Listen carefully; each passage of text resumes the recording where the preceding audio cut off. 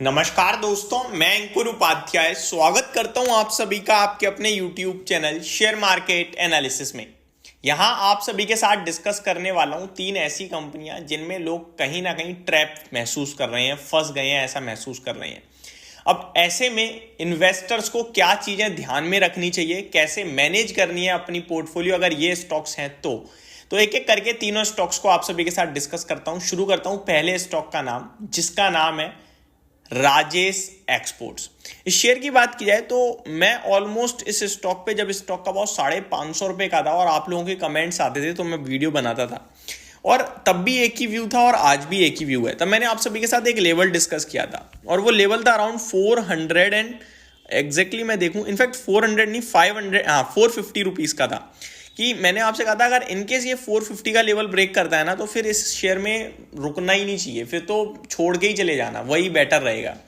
क्योंकि अगर मैं चार्ट ओपन करता हूं इस शेयर का तो 2014 में इस स्टॉक में 450 के ऊपर का ब्रेकआउट हुआ था, जिसके बाद स्टॉक ने 2-3 बार डिप मारी है और उन 2-3 बार में जो लो लगाया ना वो अराउंड 440 टू 450 का है। पहली बार लगा था आपके लिए ऑलमोस्ट 2016 में, उसके बाद सीधे लगा था 2020 में कोविड के समय, लेकिन इस बीच में स्टॉक ने ये भाव ब्रेक नहीं करा।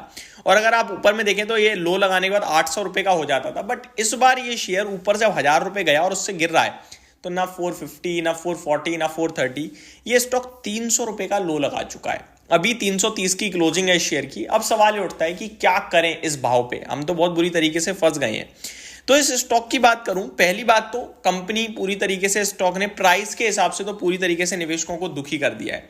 लेकिन अगर मैं कंपनी की चीजें देखता हूं ना, लाइक पीई रेशो, कंपनी की अर्निंग्स, कंपनी के वैल्यूएशंस, शेयर होल्डिंग पैटर्न, तो यहां मेरे को कुछ खराबी दिखती ही नहीं है। चलिए एक एक करके समझते हैं।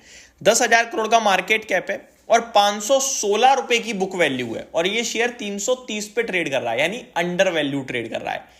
अगर इस समय कंपनी बंद हो जाए तो कंपनी के पास इतना पैसा है कि हर एक शेयर की वैल्यू 516 रुपए की होनी चाहिए, लेकिन शेयर चल रहा है 330 रुपए पे, तो ये अंडर वैल्यू ट्रेड कर रहा है। पहली बात। Return on equity, return on capital employ 10.5 और 11% के करीब के हैं, जो कि ठीक ही है, खराब नहीं है। और पीई रेशियो देखूं तो 13 के पीई पे ट्रेड कर रहा है, जो कि सस्ता है। अब कंपनी के मुनाफे की बात करूं तो कंपनी का मुनाफा प्रॉफिट में है कंपनी, लेकिन इंटरेस्टिंग पता है क्या है, ये कंपनी जो 300-350 करोड़ का मुनाफा सिंगल क्वार्टर में पेश करती थी, वो प्रॉफिट घटकर केवल 12 करोड़ का रह गया है।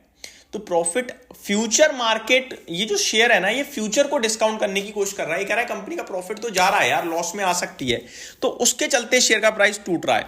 अगर मैं नीचे आऊं तो कंपनी एक समय पे, लास्ट फाइनेंशियल ईयर की बात करूं तो 1500 करोड़ का मुनाफा बना रही थी और अभी ये 733 करोड़ पे रह गई है। कंपनी की सेल पता है कितनी है? 3,40,000 करोड़ की। तो सेल्स की कोई दिक्कत नहीं है। ऑपरेटिंग प्रॉफिट देखोगे तो 778 करोड़ का रह गया है, क्योंकि एक्सपेंसेस भी काफी रहते हैं कंपनी के, डायमंड ज्वेलरी के कारोबार में आई थी। अगर कंपनी की कंपाउंडेड प्रॉफिट ग्रोथ देखूं तो वो है ही नहीं, माइनस में है, और सेम स्टॉक का प्राइस के अगर भी माइनस में है, तो ये दोनों इक्वल हो गए हैं। रिजर्व्स कंपनी के पास 15,000 करोड़ के हैं, जिसके सामने ऑलमोस्ट डेट फ्री कंपनी है 650 करोड़ की, तो ये पॉजिटिव है। अगर इसके शेयर होल्डिंग पैटर्न देखूं तो 54% प्रमोटर्स पे है, 16% ऑलमोस्ट एफआईआईज पे है और 11% ऑलमोस्ट डीआईज पे है। पब्लिक पे बचा कितना? 18%। उसमें भी धीरज लाल जयराम भाई धाकान जी पे 4.8% है। मार्केट में कितना रह गया? 14%। उसमें से भी पार्थिबेन के पास 2% है। मार्केट में कितना रह गया? 12%। यानी इन्वेस्टर्स पे केवल 12% है। तो ये सारी चीजें तो पॉजिटिव है। अब मैं करूं तो क्या करूं, सवाल ये है। तो अब इस स्टॉक पे डिसीजन बहुत मुश्किल है, क्योंकि शेयर गिरता जा रहा है लेकिन चीजें तो ठीक है। तो मेरे को लगता है अब 330 रुपए पे अगर किसी ने अभी तक नहीं बेचा है तो अब बेचना भी मत, अब मत बेचना। और फ्रेश एंट्री के लिए आपको ये सब अच्छा दिख रहा है, प्राइस अच्छा नहीं दिख रहा है, तो जब प्राइस बिहेवियर आएगा, मूवमेंट आएगी तो ले लेना, अदरवाइज तब तक वॉच लिस्ट में रखो, दैट्स इट।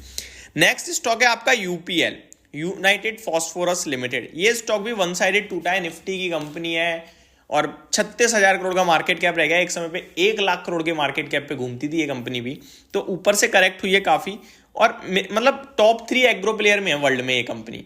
बट मेरे को लगता है ये स्टॉक अभी जो परफॉर्मेंस आ रही है, ये एक आध क्वार्टर मैक्सिमम चलेगी, टर्न अराउंड होगा और ये स्टॉक का भाव भी टर्न अराउंड होगा। तो यहां भी मेरी राय यही होगी कि एज ए इन्वेस्टर मैं ऑलरेडी इन्वेस्टेड हूं, तो मैं नहीं बेचूंगा और ना बेचने की राय दूंगा। और अगर मैं फ्रेश एंट्री लेना चाहता हूं तो मेरे पास वही है, पहले यूटर्न मारने दो कंपनी के फाइनेंशियल्स को और स्टॉक के प्राइस को, तभी लेंगे, अदरवाइज छोड़ देंगे। और थर्ड है HDFC बैंक। इसमें ज़्यादा कुछ देखने की जरूरत है नहीं, क्योंकि मैंने ऑलरेडी आपके साथ कल लेट नाइट वीडियो डिस्कस करी थी और पूरा डिटेल एनालिसिस किया था। एक ही चीज़ बोलूँगा, बैठे रहो, बने रहो, क्योंकि शेयर बेच के निकल जाना कोई समझदारी का काम नहीं है जिसका सब कुछ अच्छा हो। शेयर का प्राइस ही नहीं चल रहा है, बाकी सब ठीक है। हाँ, अगर आप फ्रेश लेना चाहते हो तो आपके लिए अच्छा विकल्प ICICI बैंक के रूप में है, SBI के रूप में है। बट अगर आप ऑलरेडी HDFC में निवेशित हो तो आप बने रहो। चाहो तो उसमें से थोड़ा पैसा निकाल के किसी और बैंक में डाल सकते हो, अगर थोड़ी टेंशन होती है तो। बाकी कोई दिक्कत वाली बात है नहीं। तो ये मेरी तरफ से आपके लिए 3 स्टॉक्स थे। होप आपको ये सारी जानकारी समझ में आई होगी। Thank you so much for watching this video. Have a great day guys.